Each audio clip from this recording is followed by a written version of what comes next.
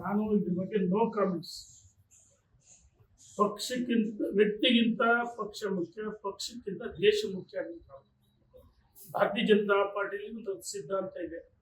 ಆ ಸಿದ್ಧಾಂತದ ಅಡಿಯಲ್ಲಿ ನಾವೆಲ್ಲರೂ ಮಾತಾಡಬೇಕು. ಏನೇ ಸಮಸ್ಯೆಗಳಿದ್ರು ನಾವು ಕೂಡಿ ಮಧ್ಯೆ ಚರ್ಚೆ ಮಾಡಬೇಕು.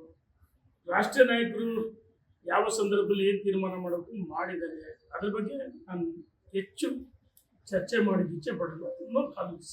ಸರ್, ನಿಮಗೂ ಇದೇ ರೀತಿಯಾದಂಥ ಆತಂಕ ಕಾಡ್ತಿದೆ. ಯಾಕಂದ್ರೆ ಯತ್ನಾಳವ್ರಿಗೂ 2 ಬಾರಿ ನೋಟಿಸ್ ಕೊಟ್ಟಿದ್ರು, ಇವರು ಏಕಾಏಕಿ 6 ವರ್ಷ ಉಚ್ಚಾಟನೆ. ನಿಮ್ಗೆ ಆ ರೀತಿ ಏನಾದ್ರು ಆತಂಕ? ನನಗೆ ಯಾವುದೇ ಆತಂಕನೂ ಇಲ್ಲ, ದುಃಖನೂ ಇಲ್ಲ, ನೋವು ಇಲ್ಲ. ನಾನು ಭಾರತೀಯ ಜನತಾ ಪಾರ್ಟಿಯ ಆಂತರಿಕ ವಿಚಾರದ ಬಗ್ಗೆ ಎಲ್ಲೂ ಬಹಿರಂಗವಾಗಿ ಚರ್ಚೆ ಮಾಡಿಲ್ಲ.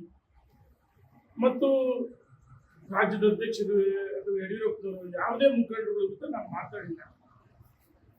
ವಿಜಯೇಂದ್ರ ಅವ್ರನ್ನ ನೇಮಕ ಮಾಡಿದ್ದು ನಮ್ಮ ರಾಷ್ಟ್ರೀಯ ನಾಯಕರು, ಪ್ರಧಾನಮಂತ್ರಿಗಳು ನರೇಂದ್ರ ಮೋದಿಜಿಯವರು, ಅಮಿತ್ ಶಾ ಜಿಯವರು, ನಡ್ಡಾಜಿಯವರು.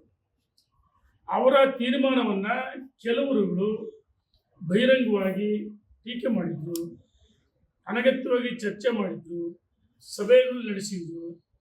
ಮತ್ತು ನಮ್ಮ ಹೋರಾಟ ಯಾರ ವಿರುದ್ಧ ಇರಬೇಕಾಯಿತು? ಕಾಂಗ್ರೆಸ್ ವಿರುದ್ಧ ಇರಬೇಕಾಯ್ತು. ಕಾಂಗ್ರೆಸ್ಸಿನ ಭ್ರಷ್ಟಾಚಾರ, ಕಾಂಗ್ರೆಸ್ ವಿರುದ್ಧ ಹೋರಾಟ ಇರಬೇಕಾಯ್ತು.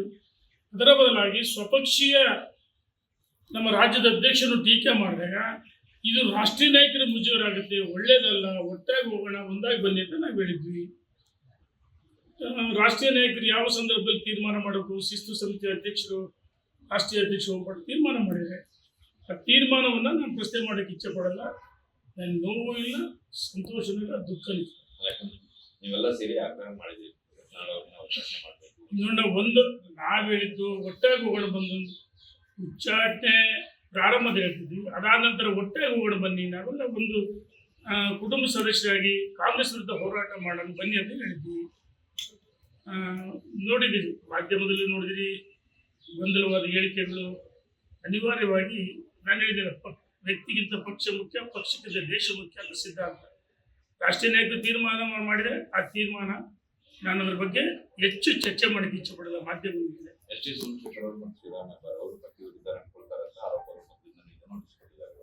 ಅವರು ನಿನ್ನೆ ದಿವಸ ನಾನು ನೋಡಿದ್ದೀನಿ, ಉತ್ತರ ಕೊಡ್ತೀನಿ ಅಂತ ಹೇಳಿದ್ದಾರೆ, ಮಾಧ್ಯಮದಲ್ಲಿ ನೋಡಿದ್ದೀನಿ. ನಾವು ಕಾಂಗ್ರೆಸ್ ಹೋಗಿಲ್ಲ ಅದನ್ನು ಹೇಳಿದ್ದಾರೆ.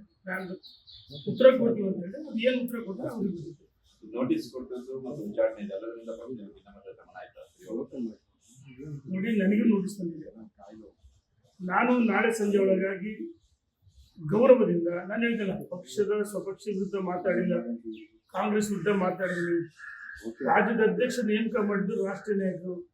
ಟೀಕೆ ಮಾಡಿದಾಗ ಅನಿವಾರ್ಯವಾಗಿ ಕಾರ್ಯಕರ್ತರ, ಪಕ್ಷದ ಮುಖಂಡರ ಭಾವನೆಗಳಿಂದ ನಾನು ಮಾಧ್ಯಮಕ್ಕೆ ಮಾತಾಡಿದ್ದೀನಿ. ಅನಗತ್ಯವಾಗಿ ನಾನಾಗಿ ಮಾಧ್ಯಮಕ್ಕೆ ಹೋಗಿಲ್ಲ. ಅವ್ರು ಕೆಲವರು ಅನಗತ್ಯವಾಗಿ ಟೀಕೆ ಮಾಡಿದಾಗ ನಾನು ಟೀಕೆ ಮಾಡಿದೆ. ನಾನು ಪಕ್ಷ ವಿರುದ್ಧನೂ ಮಾತಾಡಿಲ್ಲ, ನಾಯಕ ವಿರುದ್ಧನೂ ಮಾತಾಡಿಲ್ಲ. ನಮ್ಮ ರಾಷ್ಟ್ರೀಯ ಶಿಸ್ತು ಸಮಿತಿ ಅಧ್ಯಕ್ಷರಿಗೆ ನಾನು ನಾಳೆ ಸಂಜೆ ಒಳಗಾಗಿ ಯಾವ ರೀತಿ ಉತ್ತರ ಕೊಡಬೇಕು, ಗೌರವದಿಂದ, ನಮ್ರತೆಯಿಂದ ನಾನು ಉತ್ತರವನ್ನು ಕೊಡ್ತೀನಿ. ನನ್ನ ಕರ್ತವ್ಯ ನಾನು ಭಾರತೀಯ ಜನತಾ ಪಾರ್ಟಿಯ ಶಿಸ್ತಿನ ಒಬ್ಬ ಸಿಪಾಯಿ ಕಾರ್ಯಕರ್ತ.